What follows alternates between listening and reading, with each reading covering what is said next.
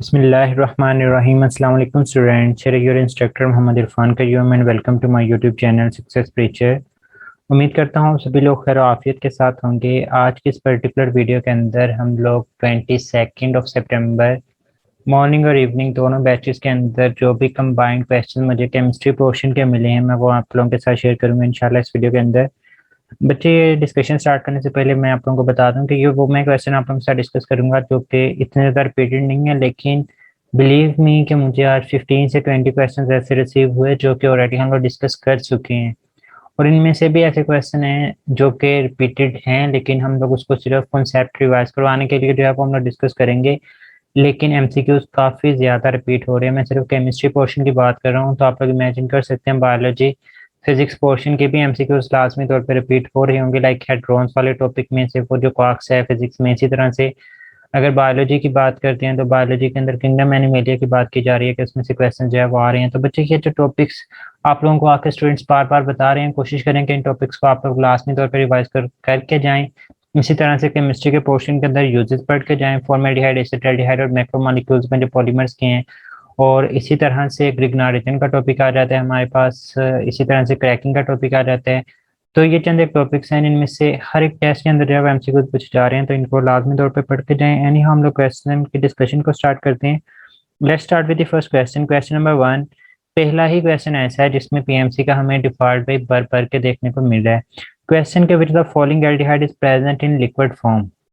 इनमें से कौन सा एल्डिहाइड जो है वो लिक्विड फॉर्म में मौजूद होता है। बच्चे, एक बात याद रखें कि तमाम एल्डिहाइड में से हमारे पास सिर्फ और सिर्फ फॉर्मल्डिहाइड एक ऐसा एल्डिहाइड है जो कि गैसियस फॉर्म में एग्जिस्ट करता है। इसके अलावा तमाम के तमाम एल्डिहाइड लिक्विड फॉर्म में ही एग्जिस्ट करते हुए दिखाई देंगे। तो यहाँ पे एसेटल्डिहाइड और बेंजल्डिहाइड अगर आप लोग गूगल पे करते हैं तो ये दोनों के दोनों की स्टेज में मौजूद होते हैं, हमारे पास लिक्विड फॉर्म में ही एग्जिस्ट कर रहे होते हैं। तो बच्चे, फॉर्मल्डिहाइड का भी मुझे 100% श्योर है। इसका तो एग्जैक्ट मैंने पढ़ा भी हुआ है कि फॉर्मल्डिहाइड एक ओनली एल्डिहाइड होता है जो कि हमारे पास गैसियस फॉर्म में एग्जिस्ट करता है, और एसेटल्डिहाइड लिक्विड फॉर्म में एग्जिस्ट करता है। बेंजल्डिहाइड के बारे में मैं तो ज़रा श्योर नहीं था, लेकिन मैंने इसको गूगल किया तो वो भी इसको लिक्विड फॉर्म में ही बता रहा है। तो यहाँ पे हमारे पास जो राइट ऑप्शन है वो दोनों एसेटल्डिहाइड और बेंजल्डिहाइड ही बनते हैं। लेकिन अगर मैंने पेपर के अंदर में मौजूद होता है उसको पिक करना होता है तो मैं एसेटल्डिहाइड को पिक करता हूँ। उसकी रीज़न ये कि एसेटल्डिहाइड की फिजिकल स्टेट हमारी बुक के अंदर मौजूद है और उसी के मुताबिक हम लोग इसको मार्क कर देते हैं। लेकिन इसके दोनों के दोनों ऑप्शन जो है वो हमारे पास ठीक हैं। क्वेश्चन नंबर 2 की तरफ चलते हैं। क्वेश्चन पूछा गया था कि स्ट्रक्चर ऑफ 2,2 डाइमिथाइल ब्यूटेन। बच्चे, ये सिंपल होते हैं, इस तरह के स्ट्रक्चर्स बनाना कोई मुश्किल काम नहीं होता। जो भी आपके पास पेरेंट नेम मौजूद होगा आप लोग वो नाम लिखेंगे, लाइक ब्यूटेन है तो आप लोग सिंपल 4 कार्बन को ड्रा कर देंगे। उसके बाद उसने कहा कि 2,2 डाइमिथाइल मीन से कार्बन नंबर 2 के ऊपर 2 दफा अपने मिथाइल को अटैच करने हैं। तो ये आपके पास जो है वो स्ट्रक्चर बन जाता है। सिंपली इनके हाइड्रोजन पूरे कर दें तो जो भी कॉर्नर्स के ऊपर अल्केन आएंगे वो हमारे पास CH3 ही देखने को मिलते हैं। बाकी यहाँ पे आपने बॉन्ड्स के हिसाब से पूरे कर देने हैं। तो इसने 2 बॉन्ड बनाए थे, मैंने 2 हाइड्रोजन अटैच कर दिए। इस कार्बन ने चारों के चारों बॉन्ड ऑलरेडी बनाए हुए हैं, इसलिए हमें फर्दर जो है वो अटैच करने की जरूरत नहीं है। तो यहाँ पे हमारे पास जो स्ट्रक्चर आप लोगों को देखने को मिलना था ये हमारे पास जो है उसका राइट स्ट्रक्चर आ जाता है। क्वेश्चन नंबर 3 की तरफ मूव करते हैं। क्वेश्चन पूछा गया कि alkyl halides are also known as. But हमारे पास क्वेश्चन आता है, लाइक हमारे पास ये CH4 है। हम लोग क्या करते हैं, हम लोग इसके चारों के चारों हाइड्रोजन्स को क्लोरीन के साथ रिप्लेस कर देते हैं। तो क्या वो हमारे पास एल्काइल हैलाइड होगा। लाइक मैं आपसे कहता हूँ कि CCl4 है हमारे पास, CHCl3 है हमारे पास, और एक CH2Cl2 आ जाता है, और एक हमारे पास जो है वो CH3Cl आ जाता है। इनमें से अल्काइल हैलाइड कौन सा ऑप्शन आपके पास हो, डेल्टा ऑल ऑफ दीज। तो बच्चे, ये तमाम के तमाम हमारे पास अल्काइल हैलाइड नहीं होंगे। अल्काइल हैलाइड सिर्फ वो होगा जिसमें सिर्फ और सिर्फ हम लोग एक ही हाइड्रोजन को एक जो है वो हाइड्रोजन के साथ रिप्लेस कर देते हैं, तो वो हमारे पास अल्काइल हैलाइड कहलाता है। बुक की डेफिनेशन है कि alkyl halides are also known as monohaloalkanes, जिनके अंदर हमारे पास सिर्फ और सिर्फ एक ही हाइड्रोजन मौजूद होगा उसको हम लोग अल्काइल हैलाइड्स का नाम दे रहे होते हैं। तो यहाँ पे हमारे पास जो राइट ऑप्शन है वो मोनोहैलोअल्केन्स देखने को मिलनी थी। क्वेश्चन नंबर 4 की तरफ चलते हैं कि which of following is the correct relation. इनमें से करेक्ट रिलेशनशिप हम लोगों ने बताना था according to Boyle's law. P1 V1 is equal to P2 V2। तो हमारे पास जो राइट ऑप्शन है वो 4 ही आ जाएगा। अल्फा के अंदर क्या मिस्टेक है, उसने P1 V1 तो लिखा है लेकिन P2 के साथ B2 की जगह V1 लिखा हुआ है। बीटा ऑप्शन के अंदर P2 V1 लिखा हुआ है, P1 V2 लिखा हुआ है, तो ये भी मिस्टेक है। P1 V1 is equal to P2 V2 जो है वो आप लोगों को देखने को मिलेगा। तो यहाँ पे हमारे पास जो राइट ऑप्शन है वो हमारे पास 4 ही आ जाता है। क्वेश्चन नंबर 5 की तरफ चलते हैं। पूछा गया कि what is the unit of activation energy. ये क्वेश्चन भी बार बार रिपीट हो रहा है कि what is the unit of energy, what is the unit of activation energy.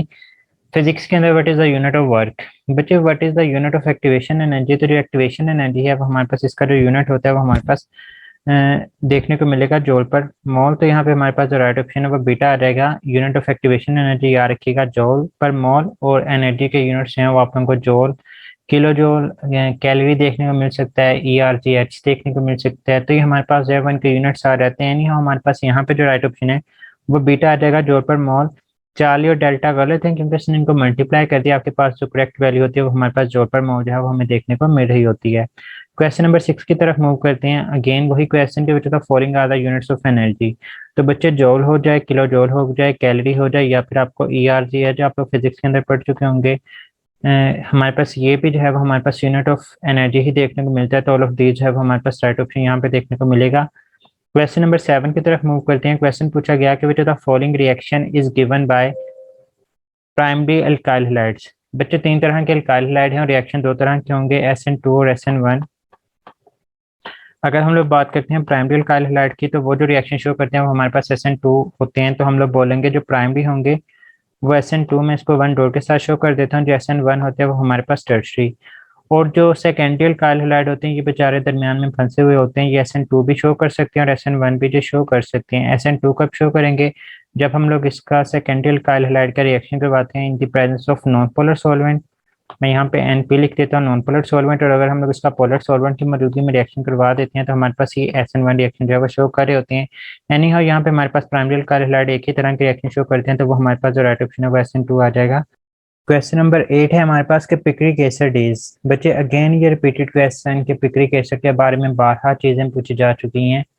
याद रखिएगा कार्बोक्सिलिक एसिड हमारे पास वो वाहद जो हमारे पास पिक्रिक एसिड है वो वाहद कार्बोक्सिलिक एसिड है जिसके अंदर हमारे पास कार्बोक्सिल फंक्शन ग्रुप मौजूद नहीं होता। अगर इसके अंदर कार्बोक्सिलिक ग्रुप ही मौजूद नहीं होता तो ना ये मोनोकार्बोक्सिलिक एसिड, ना डाइकार्बोक्सिलिक एसिड, ना ही एरोमेटिक डाइकार्बोक्सिलिक एसिड। तो ये तीनों के तीनों ऑप्शन तो हमारे पास हो ही नहीं सकते। याद रखिए हमारे पास एसिडिक फिनोल है, इसका जो फार्मूला ही होता है वो हमारे पास OH एरोमेटिक होता है। मतलब ये फिनोल के साथ आप लोग अगर 3 NO2 अटैच कर देते हैं तो हमारे पास पिक्रिक एसिड जो है वो कहलाता है। तो हम लोगों के पास 2,4,6 डाइनाइट्रोफिनोल जो है वो हमारे पास इसका स्ट्रक्चर आ जाता है और एसिडिक होता है। इसकी के की वैल्यू जो है वो हमें काफी ज्यादा देखने को मिल रही होती है। जितनी ज्यादा के की वैल्यू होगी वो हमारे पास उतना ही ज्यादा एसिडिक देखने को मिल रहा होता है। क्वेश्चन नंबर 9 की तरफ मूव करते हैं। क्वेश्चन आया कि Grignard agents are prepared in the presence of. बच्चे ग्रिग्नार्ड एजेंट के अंदर जो रिएक्टेंट्स होते हैं वो बहुत ही ज्यादा रिएक्टिव होते हैं। अगर आप लोगों ने अपनी प्रोडक्ट को प्योर रखना होता है तो आपके पास जो सॉल्वेंट होता है उसका बहुत ही प्योर मीडियम का होना जरूरी होता है। प्योर मीडियम से मुराद ऐसा मीडियम, या फिर ये कहेंगे कि ड्राई मीडियम का होना जरूरी होता है। प्योर का वर्ड भी नहीं यहाँ पे बेहतर होगा। यहाँ पे जो हम लोग सही वर्ड इस्तेमाल करेंगे वो ड्राई का। ड्राई इस सेंस में कि वो किसी भी रिएक्टेंट के साथ जो है वो खुद से रिएक्शन ना करना शुरू कर दे, बल्कि रिएक्टेंट्स को आपस में रिएक्ट करने में फैसिलिटी जो है वो प्रोवाइड करे ताकि हमारे पास प्रोडक्ट जो है वो अच्छी तरह से बने। तो ग्रिग्नार्ड एजेंट प्रिपेयर किए जाते हैं इन the presence of dry ether. हमारे पास PTB चैप्टर 10 की बुक के अंदर भी लिखा हुआ है सेकेंडरी की केमिस्ट्री के अंदर। एनी हाउ यहाँ पे हमारे पास राइट ऑप्शन वो अल्फा बनता है। क्वेश्चन नंबर 10 की तरफ मूव करते हैं। क्वेश्चन आया कि aldehyde gives dash with the Tollens reagent. बच्चे जो टोलेंस रीजेंट होता है अमोनिकल सिल्वर नाइट्रेट सोल्यूशन, उसके अंदर हमारे पास क्या आता है, हमारे पास सिल्वर मिरर टेस्ट कहलाता है। सिल्वर मिरर टेस्ट इसको बोलते क्यों, क्योंकि हम लोग जिस बीकर के अंदर या फिर जिस फ्लास्क के अंदर ये रिएक्शन करवाते हैं उसकी जो अंदरूनी सतह होती है उसके ऊपर हमारे पास सिल्वर कलर जो है वो हमें नजर आना शुरू हो जाता है। इसी बुनियाद के ऊपर जो है वो हम लोग इसको सिल्वर मिरर टेस्ट का नाम दे रहे होते हैं। बहुत ही अच्छी अपीयरेंस जो है वो हमें देखने को मिलती है जब हम लोग इसको लैब्स के अंदर ये रिएक्शन परफॉर्म करवा रहे होते हैं। तो यहाँ पे हमारे पास जो राइट ऑप्शन है वो बीटा आ जाएगा। क्वेश्चन नंबर 11 था कि generally organic compounds are classified into. Organic compounds को हम लोग क्लासिफाई किन के अंदर करते हैं बच्चे, ब्रॉडली इसको दो ही तो इसकी क्लासेस होती हैं, ओपन चेन और क्लोज चेन। क्लोज चेन यहाँ पे लिखा और ये साइक्लिक को हम लोग ओपन चेन भी बोलते हैं। तो यहाँ पे हमारे पास यही जो है वो हमें राइट ऑप्शन को देखने को मिलेगी। साइक्लिक और एलिसाइक्लिक एक ही चीज के नाम है। एलिसाइक्लिक फर्दर साइक्लिक की ही क्लासिफिकेशन है, तो ये राइट ऑप्शन नहीं हो सकती। इसी तरह से कार्बोसाइक्लिक भी हमारे पास साइक्लिक की ही फर्दर आगे क्लास है, तो ये भी राइट ऑप्शन नहीं है। और डेल्टा के अंदर उसने ए साइक्लिक और एलिसाइक्लिक ये दोनों एक ही चीज के नाम है, तो हमारे पास ये भी राइट ऑप्शन नहीं हो सकता। तो इस वजह से हमारे पास यहाँ पे जो राइट ऑप्शन है वो क्लोज्ड और ए साइक्लिक कंपाउंड जो है वो हमें देखने को मिल रहे होते हैं। क्वेश्चन नंबर 12 की तरफ मूव करते हैं। क्वेश्चन आया कि ketones are prepared by the oxidation of. आइए प्राइमरी अल्कोहल को ऑक्सीडाइज करने से बनेंगे, सेकेंडरी अल्कोहल, टर्शरी, या फिर नन ऑफ दीज, जो भी ऑप्शन थी।